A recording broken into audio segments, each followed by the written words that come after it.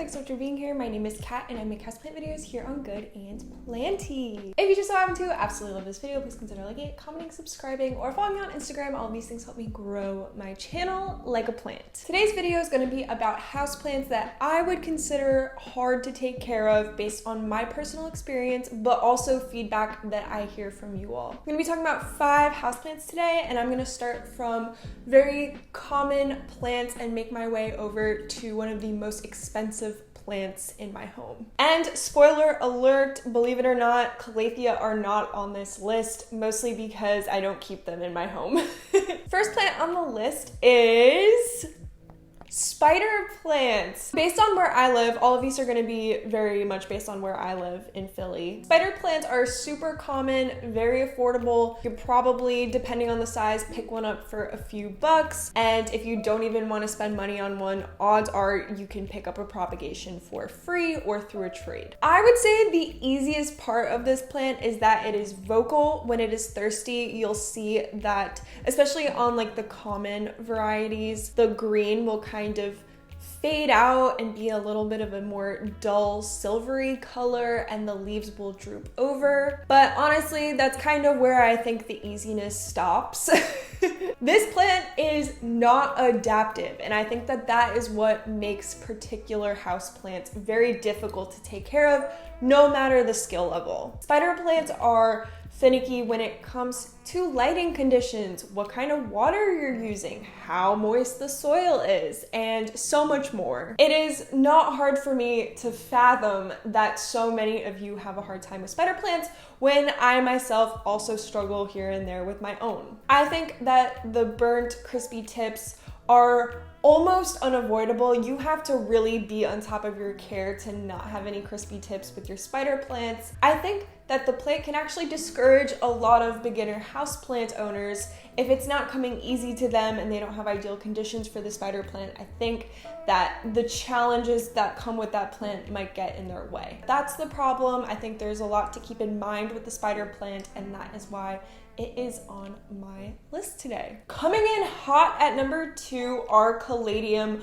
which is a plant I don't really talk enough about here on my channel. I know a lot of you have asked me to talk about caladium. These plants are still pretty common, again, by me. I can go to a big box store and pick them up for a couple bucks, especially if I'm going for a little bit of a more common variety. These plants are absolutely known for their very colorful, vibrant, unique foliage that usually has some kind of really cool pattern on it. However, I hate to break it to you, and I have mentioned this before, caladium do not make good indoor plants. I think there was a little bit of a caladium craze last year amongst houseplant lovers, and a lot of people started to try and take care of caladium indoors, and it's really, really hard to do that. It's absolutely best to keep your caladium outside in the shade. They do like shade outside, and to just keep up with that watering, keep it in a nursery pot because they do like to stay a little bit moist. That is what I absolutely recommend for caladium.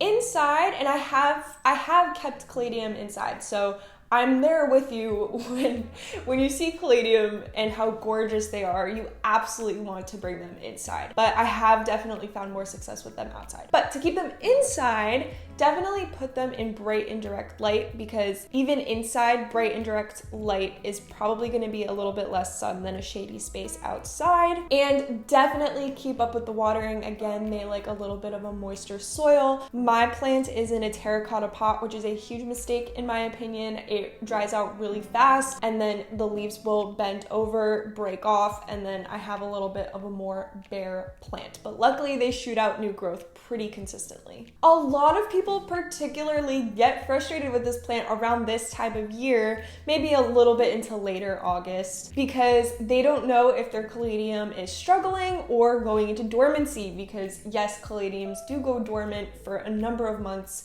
throughout the winter. If you want more information on how to overwinter your caladium, I do have a whole video on it. It's a little bit older, but I will link it up here. It's full of good information and it has worked for me really well. So in conclusion with this plant, I really recommend to keep it outside, but if you are stubborn, I was there, so I get it. If you want to keep it inside, definitely give it bright and direct light, keep up with its watering, high humidity, and really keep up with its care so that it is happy. All right, plant number 3 on this list is PILEA peperomioides. Oh my God, I am so over this plant. It's unbelievable. We're now moving up in the ranks a little bit. This plant used to be really, really hard to come by. There was a whole craze around it. I think it was actually pre 2020 that this plant got really, really hyper popular and was going for very high prices. And now that has definitely come down quite a bit. You can honestly, depending on where you live, find this in your grocery store, big box stores. They are definitely a little bit more inaccessible than the other 2 plants we talked about, but are becoming a lot more accessible. Honestly, I can't even speak on the ideal care of this plant because I have no idea what I'm doing, and it is very evident in the appearance of my plant. In my opinion, this plant is not only hard because it is not flexible or adaptive at all, but when you go to research this plant, there is a flood of contradicting advice. I've definitely talked about my struggle with this plant before, and you all have given me lovely, lovely advice. I have not gotten around to implementing this lovely advice, so I would definitely say that this plant takes a lot of time, patience, trial and error, research, and it will probably give you a headache if it's not naturally liking your home and conditions. Because I know that a lot of you are like, oh, this plant is so easy, I just brought it into my home and it's like all happy. But it probably likes your home a lot better than it likes my home, and I don't know how to correct it. But I will say this plant is another really, really fast grower, even through all of the horrific things I've put this plant through. It only started with 3 leaves, and now it is a pretty full plant with a lot of like ugly, malnourished pups, but it is growing significantly fast, even for my poor care. All right, moving up in the expensive plants, we're kind of getting up there. Now I want to talk about Philodendron silver sword, which may come as a surprise to some of you. The care is pretty straightforward. It is a philodendron, so it does like to dry out a little bit. It likes bright indirect light. It prefers higher humidity. But where this plant becomes a challenge for me is its growth pattern. My plant is, and this is very much due to the fact that I got this plant as a very small 2-node cutting, but I'm having a very hard time growing out larger leaves and not making it a very leggy, obscure looking plant. It will probably need a moss pole. I'm kind of, accepting its fate there. Compared to a lot of my other philodendron that don't need moss poles and grow pretty well and put out larger leaves over time. Honestly, this is a little bit of extra work, and it does take a lot of like grooming, pruning, maintenance, stuff like that to make it grow pretty well. The growth pattern is honestly very similar to the philodendron Pink Princess, and I never wanted that plant because I don't like that growth pattern. But for some reason, I was so drawn to the foliage of this plant that I decided to give it a go. And here I am, while still loving and appreciating the plant, very much struggling to accept its growth pattern. And that honestly is more on me than its actual plant, because this plant grows just fine. It's very easy to take care of, but I think that a lot of plant parents would agree with me when there are some plants that just don't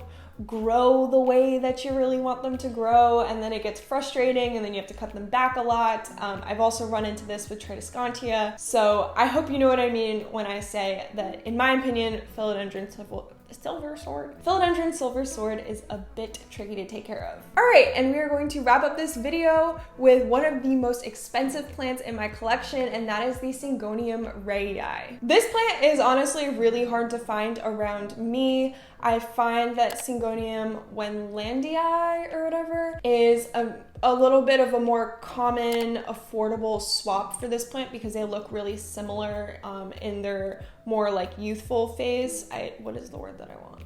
Juvenile state. I was very, very lucky that an exotic plant shop by me sells this plant, or did sell it for a short period of time, but this plant is very small and it cost me, I think, almost $50. In my experience, this is actually one of the most stressful plants that I've had in my collection, which came as a surprise to me because I like to think that I am like the Syngonium queen, but this plant did give me a little bit of a hard time. Every time a new leaf came in, one would drop. I was keeping it in very ideal conditions in a greenhouse, so I wasn't really sure what was happening. Ever since the move, this plant has completely picked up and is, I think, slowly starting to grow a bit more consistently and keep more leaves. I am really looking forward to seeing this plant thrive in this new home. I don't really know what I changed in order to make this plant more happy. I would say that this plant is a little bit more difficult, especially because they usually come in smaller sizes. It's kind of like higher stakes, you know, if you lose 2 leaves, you kind of like lost, you know, 2/3 of the plant. Those are the 5 hardest plants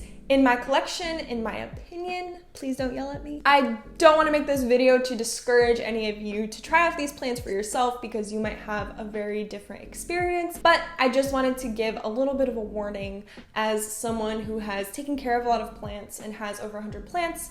These are ones that stress me out a little bit, so I just wanted to share that with you. Thank you all so much for watching. I hope you enjoyed. Down below in the description box are a bunch of links and ways that you can support me and my channel if you want to. Some are free, some not. Please subscribe to my channel if you aren't already and you want to see more planty content from me. And I will see you in my next video. Bye!